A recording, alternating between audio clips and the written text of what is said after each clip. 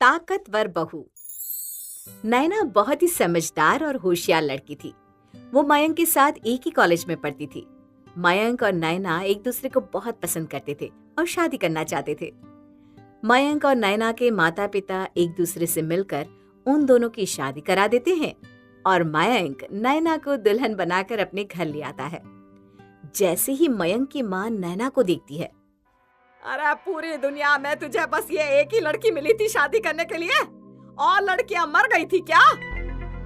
क्या माँ, कुछ भी बोलती रहती हो तुम। नैना को माँ की बात सुनकर बड़ा अजीब लगता है। मुझे नहीं पता था कि तुम्हारी माँ मुझे पसंद नहीं करती। ये बात तुमने मुझे पहले क्यों नहीं बताई? नहीं तो मैं तुमसे कभी शादी ना करती। देखो, माँ की बातों का बुरा मत मानो। वो चाहे जैसे भी हो पर दिल की बहुत अच्छी है। मयंक नैना को बड़े प्यार के साथ समझा बुझा देता है।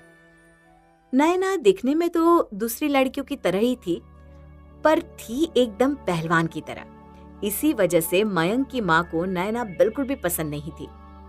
उसकी मुंह दिखाई की रस्म थी तो पड़ोस की कुछ औरतें मयंक के घर आती है और वो नैना को देखकर कहने लगती है, मयंक की माँ, बहू तो तुम चुनकर लाई हो, लाखों में एक, बिल्कुल अलग, एकदम छांट कर। फिर सारी औरतें मुंह बंद करके हंसने लगती है। हाँ सही में, तुम्हारी बहू को देखकर कोई नहीं कहेगा कि वो खाते पीते घर की नहीं है। मयंक की माँ उन औरतों की बात काटते हुए कहती है, अच्छा अब तुम सब ये बातें छोड़ो, मैं तुम लोगों के लिए चाय नाश्ता लेकर आती हूँ। मयंक की माँ, हम खूब समझते हैं, चाय नाश्ता तो हमारी बात काटने का बहाना है। अरे नहीं, ऐसी कोई बात नहीं है। मयंक की माँ नैना को इसलिए पसंद नहीं करती थी क्योंकि वो एकदम हट्टी कट्टी लड़की थी, जो दिखने में किसी आदमी से कम नहीं लगती थी, जबकि मयंक एक दुबला पतला लड़का। अब तो मयंक को देखकर उसके दोस्त भी उसका मजाक उड़ाने लगे थे। मयंक अपने ऑफिस में काम कर रहा था, तभी मयंक के दोस्त उसके पास आते हैं। और मयंक, कैसा है? तेरी बीवी ठीक तो है ना? आज तेरी बीवी ने कोई कुश्ती वुश्ती लड़ी क्या? मयंक उनकी बात की ओर ध्यान नहीं देता और अपना काम करने लगता है। उधर घर पर मयंक की माँ घर पर अपना सर पकड़े बैठी थी। अरे क्या करूँ इस बहू का, कोई काम ठीक से नहीं करती। नैना की सास नैना को कपड़े धोने के लिए देती है। ये ले कपड़े और इन्हें अच्छी तरह से धो दे, समझी? जी ठीक है माँ, मैं कपड़े अच्छी तरह धो दूंगी। फिर नैना उन कपड़ों को धोने के लिए बाथरूम में जाती है और एक एक करके सभी कपड़े अच्छी तरह धो डालती है। जब सारे कपड़े धुल जाते हैं तो उन्हें सूखने के लिए आंगन में बंधी रस्सी पर डाल देती है और घर के बाकी काम करने लगती है। फिर कुछ देर बाद जब कपड़े सूख जाते हैं तो नैना की सास उन्हें उतारने के लिए आंगन में आती है और कपड़े देखकर अपना सर पकड़ लेती है। हे भगवान, इस ताकतवर बहू का क्या करूं मैं? इसने तो एक भी कपड़ा पहनने लायक नहीं छोड़ा। वो नैना को आवाज लगाती है, नैना, अरे ओ नैना। क्या हुआ माँ जी, सब ठीक तो है ना? अरे ये देख कपड़े, अब ये कपड़े ना तो पहनने लायक है और ना ही किसी और काम के। बहू, ये कपड़े हैं, कोई लोहे की सिल्ली नहीं जो तू इन पर अपनी ताकत दिखा रही थी। अरे कितनी बार कहा है काम को काम की तरह करा कर, पर तू है अपनी पूरी ताकत काम पर निकाल देती है। समझती ही नहीं कुछ, क्या करूं तेरा मैं। जैसे ही मयंक आता है, मयंक की माँ सारे फटे कपड़े दिखाती है। ये देखिए, तेरी लाडली बीवी ने क्या हालत कर दी है इन कपड़ों की। माँ, धीरे धीरे सब सीख जाएगी। अरे तुझसे तो कुछ कहना ही बेकार है, अब पहन ये फटे कपड़े। मयंक की माँ पैर पटकते हुए वहां से चली जाती है। फिर नैना भी रसोई में जाकर खाना बनाने लगती है। खाना बनकर तैयार हो जाता है तो वो अपनी सास और मयंक को खाने के टेबल पर बुलाती है। खाना लग गया है, जल्दी से आकर खाना खा लीजिए, नहीं तो ठंडा हो जाएगा। मयंक और उसकी माँ खाना खा लेते हैं और अपने अपने कमरे में सोने चले जाते हैं। नैना भी रसोई में जाकर खाने के बर्तन धोने लगती है और जैसे ही वो बर्तन धोती है तो इसकी ताकत की वजह से बर्तन पिचक जाते हैं।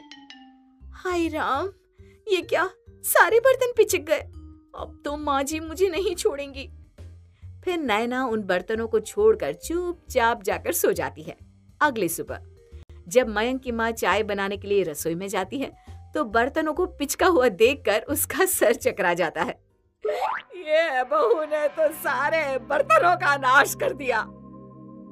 अब तो मयंक की माँ को ये सब सहने की आदत सी पड़ गई थी।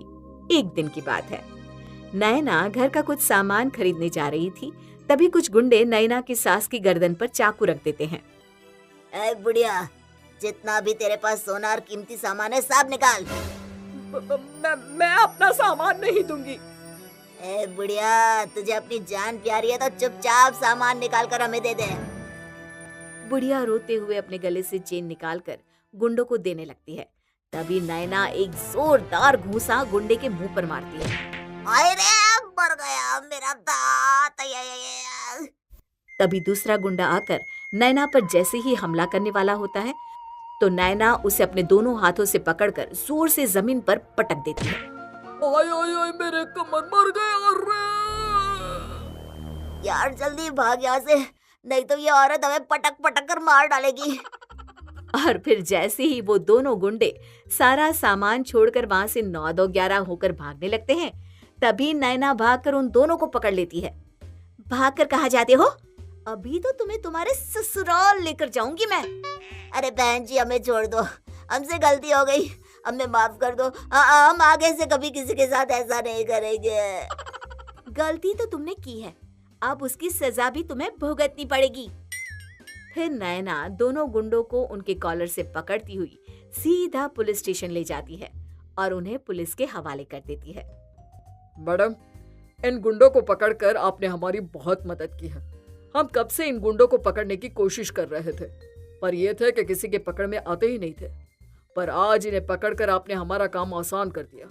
आपका बहुत बहुत धन्यवाद। सर, ये तो मेरा फर्ज था जो मैं अपने देश के काम आ सकी। नैना की सास पुलिस से नैना की तारीफ सुनकर फूली नहीं समाती। वो नैना को अपने गले लगा लेती है। मैं ही तुझे समझ नहीं पाई, पर आज तेरी ताकत की वजह से मेरी आंखें खुल गई। मुझे माफ कर दे बहू, मैंने तुझे पहचानने में भूल कर दी। नहीं माँ जी, आप ऐसा क्यों कह रही हैं?